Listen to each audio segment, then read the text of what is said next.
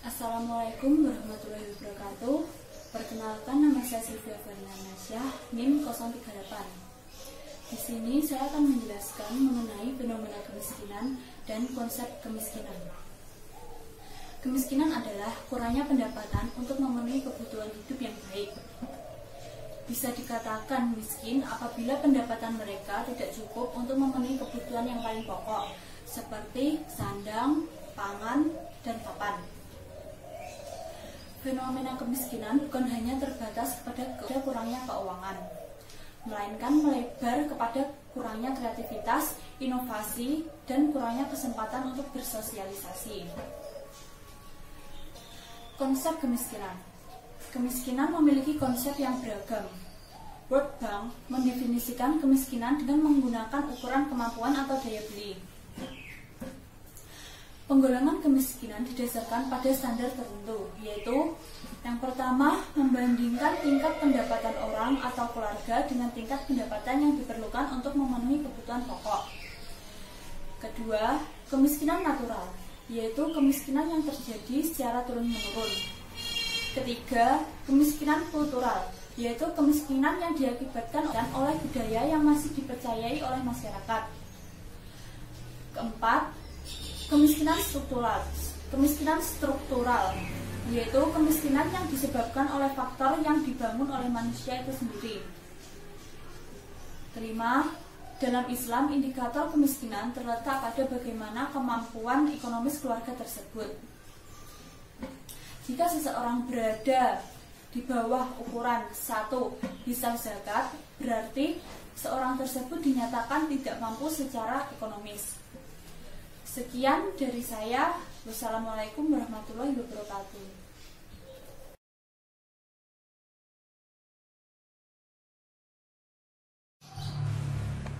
Bismillahirrahmanirrahim. Assalamualaikum warahmatullahi wabarakatuh.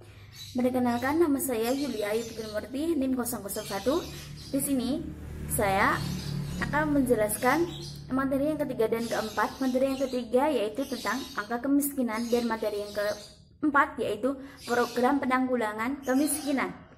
Langsung saja kita ke materi yang ketiga, yaitu angka kemiskinan.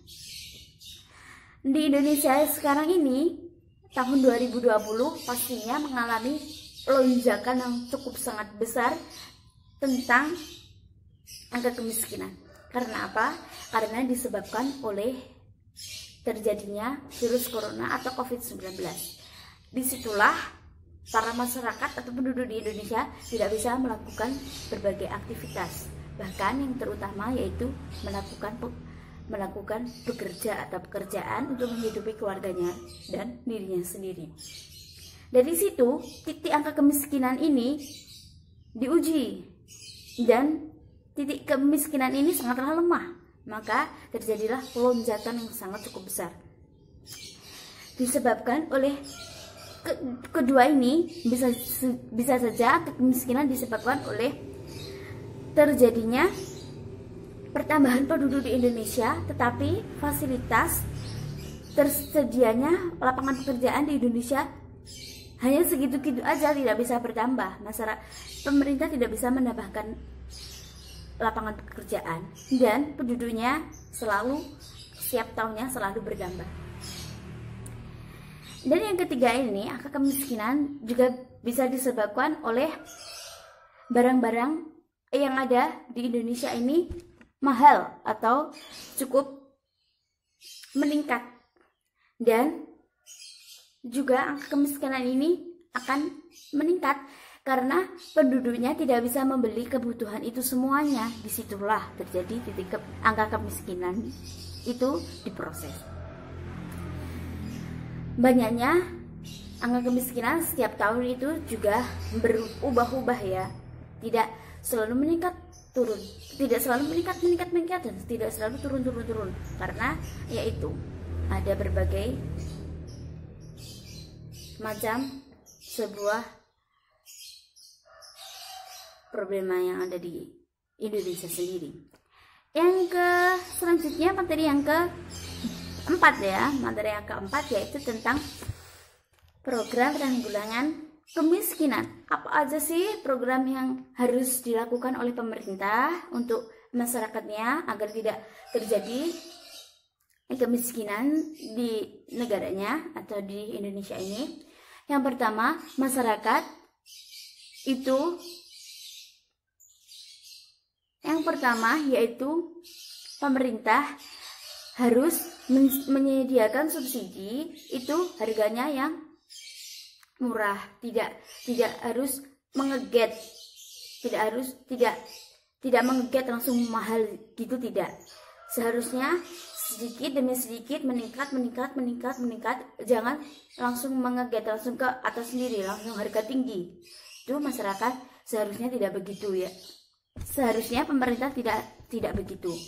Selanjutnya, pemerintah memberikan dana bergulir, dananya bergulir untuk masyarakat sini.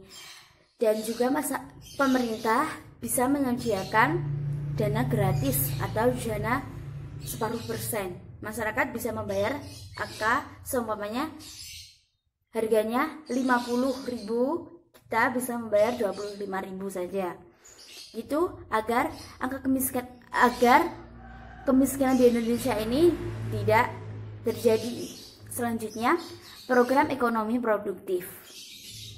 Program ekonomi ini bisa diterapkan di Indonesia. Selanjutnya, pemberdayaan.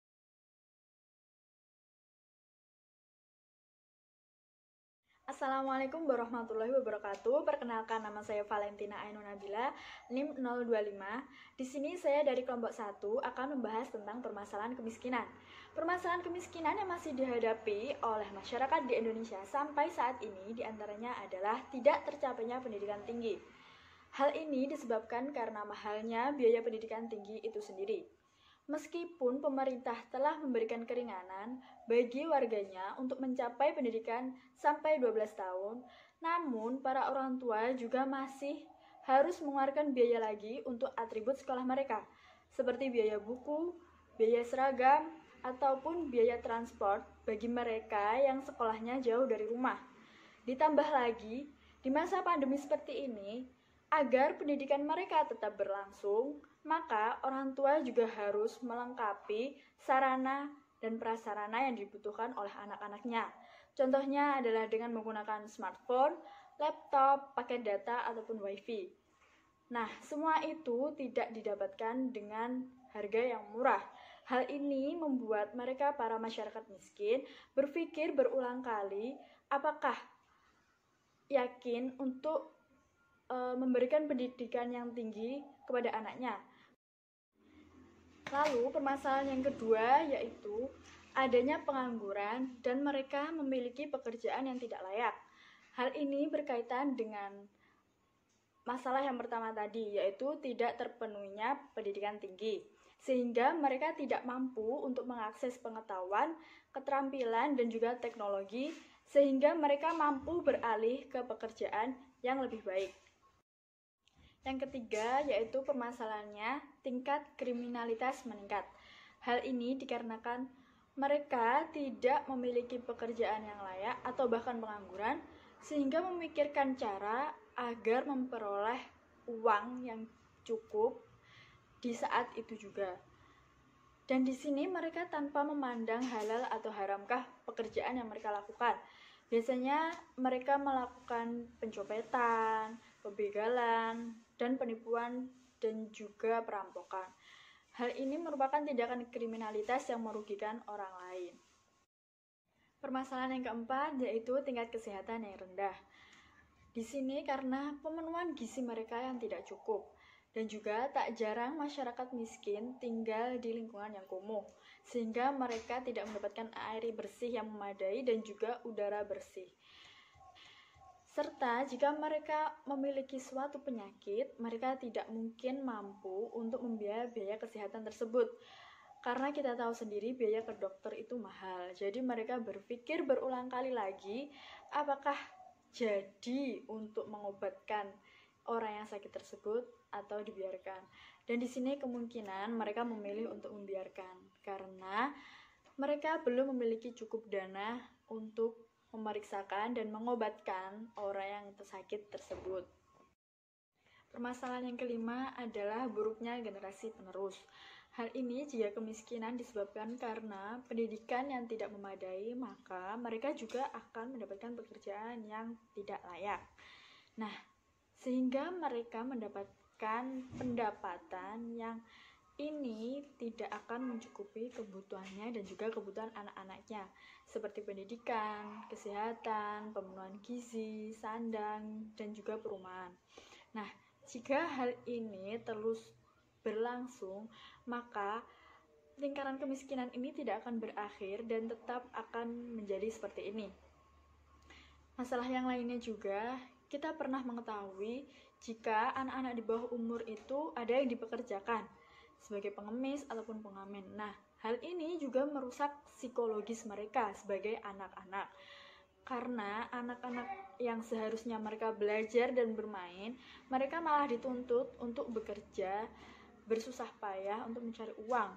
Nah, hal ini juga mempengaruhi psikologis mereka yang akan memperburuk keadaan mereka di masa depan.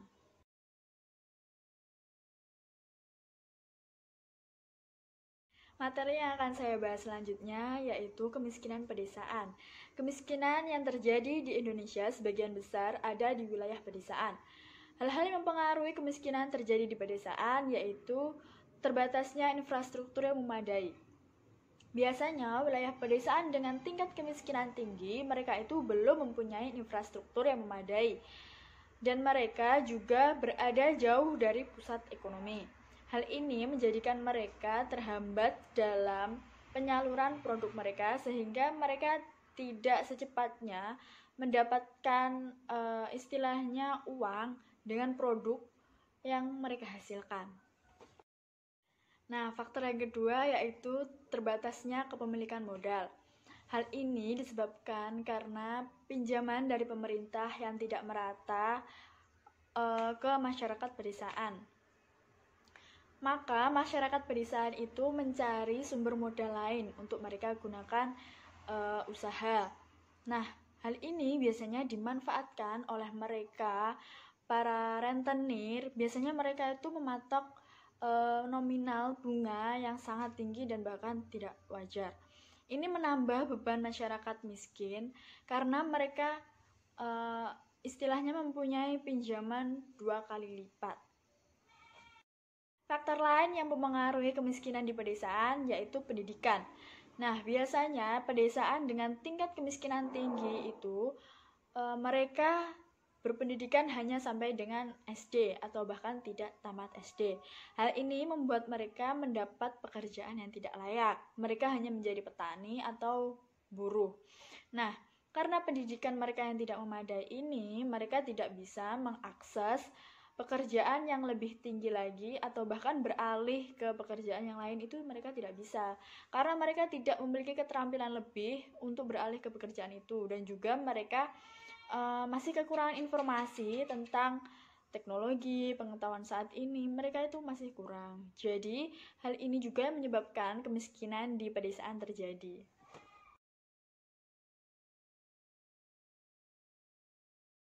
Assalamualaikum warahmatullahi wabarakatuh. Perkenalkan, nama saya Adinda Ayu Puspitasari, NIM 12.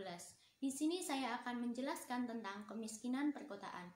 Kemiskinan di perkotaan adalah suatu kondisi di perkotaan di mana seseorang atau sekelompok orang mengalami keadaan standar hidup rendah daripada masyarakat di perkotaan yang seharusnya. Kemiskinan di perkotaan disebabkan oleh banyak faktor, yaitu 1. Urbanisasi penduduk dari pedesaan ke perkotaan, 2. Rendahnya pendapatan, 3. Pengangguran, dan yang keempat adalah keterbatasan lapangan kerja. Upaya pemerintah untuk melaksanakan agenda program penanggulangan kemiskinan sebagai berikut.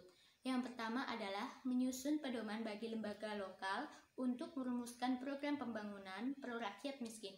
Yang kedua, mengevaluasi efektivitas semua program penanggulangan kemiskinan. Yang ketiga, membuat daftar alokasi hibah luar negeri untuk setiap program penanggulangan kemiskinan untuk memastikan kompatibilitas dari berbagai program. Melakukan analisis kebijakan dalam pelaksanaan kebijakan dan program untuk peraturan dan keuangan yang pro rakyat miskin, kredibel, dan akuntabel. Yang kelima, melanjutkan proses perumusan PRSP sebagai bagian integral dari kerangka kerja kebijakan pembangunan jangka panjang. Oke, terima kasih. Sekian presentasi dari saya. Wassalamualaikum warahmatullahi wabarakatuh.